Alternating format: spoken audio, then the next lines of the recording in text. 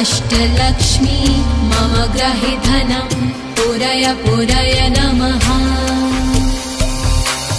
ॐ ह्रीं श्रीं क्लीं श्रीं कुबेराय अष्टलक्ष्मी मम ग्रहे धनं पुरय पुरय नमः।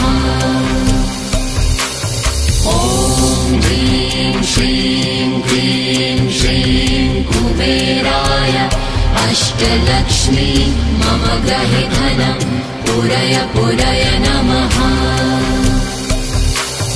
ॐ ह्रीं श्रीं क्लीं श्रीं कुबेराय अष्टलक्ष्मी मम ग्रहे धनं पुरय पुरय नमः।